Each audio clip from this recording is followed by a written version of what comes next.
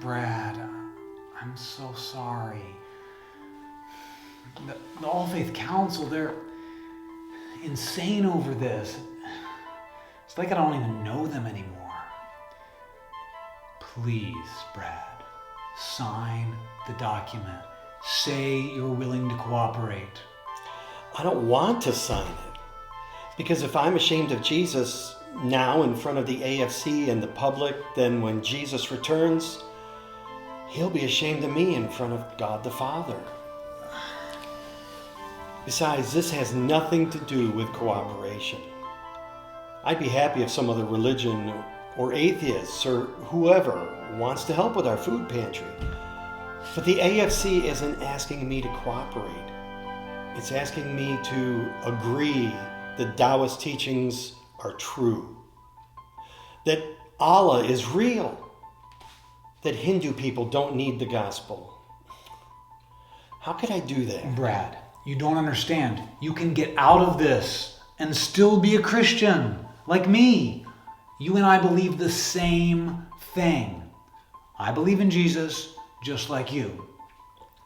I might focus more on the love your neighbor stuff than on the hellfire and brimstone, but we both believe that he died on the cross to forgive our sins. I don't think you believe that. What?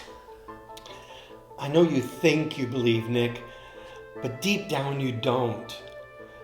Jesus isn't your Lord. You run your own life. Are you saying that I'm not a real Christian? What are you talking about? I go to church every Sunday. I sing the songs. I tithe 10% of my income. God doesn't want your money. He wants you. You're missing the point. I do all the things. I take communion. I do everything. You take communion, but I don't think you really commune with God. Jesus' body and blood mean nothing to you because you don't really love him. How can you say that? I risked everything to come here today. Nick, if you really loved him, you wouldn't be ashamed of his words in front of your colleagues. I'm not. I suspect that you are. But ultimately, it's between you and God. I can't solve that problem for you. I don't want you to help me. I'm here to help you. Why do I even waste my time talking to you? You're throwing everything away for Jesus. Of course, I'm giving up my freedom for Jesus. Nick, he gave up his life for me. And 3 days later, he rose from the dead. Prison is nothing. I would die for him. He's the resurrection and life, and whoever believes in him will live even though he dies. At this point, you should worry about yourself. I mean, think about it. If you think this life is more valuable than Jesus, then you don't know him.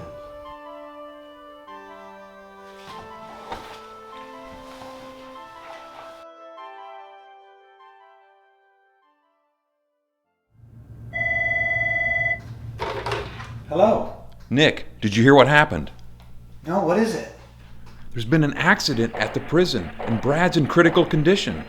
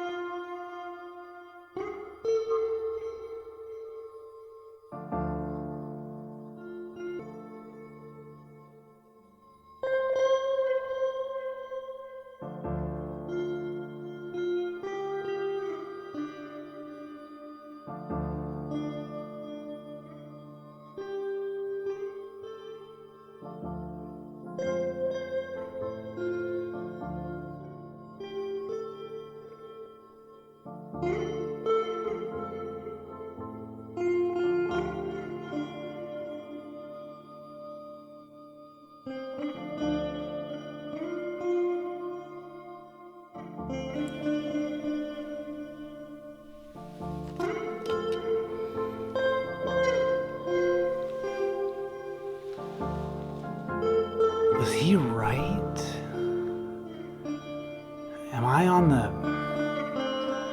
road to destruction? I was always good. I mean, I always tried to be. Usually.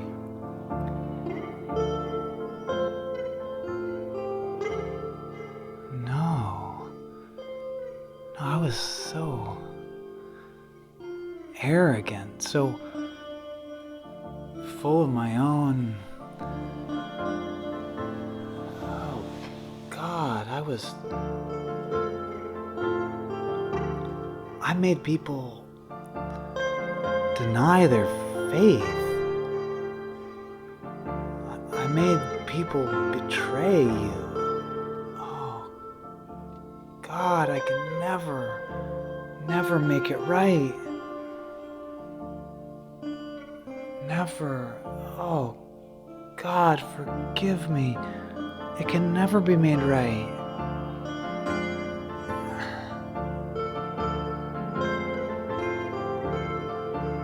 Is that what you came for?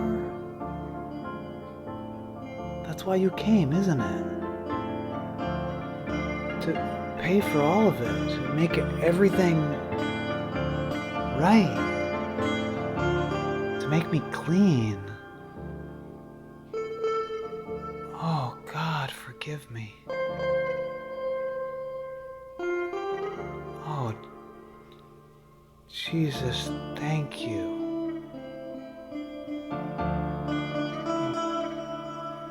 You paid for everything. You took it all. You took it all. Thank you. Thank you. Thank you.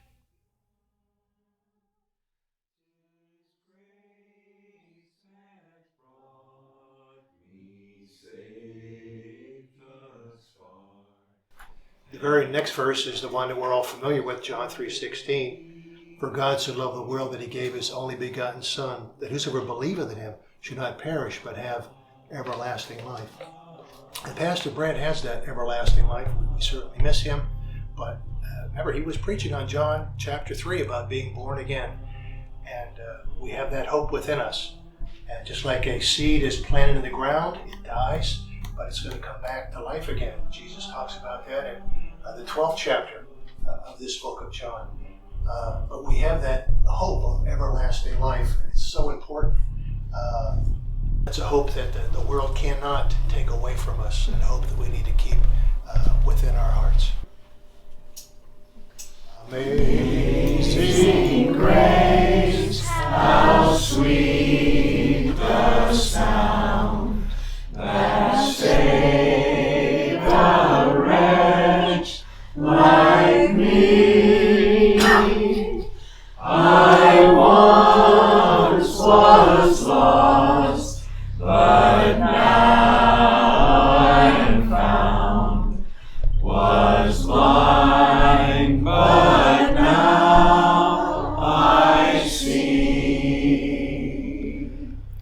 When we've been there 10,000 years, bright shining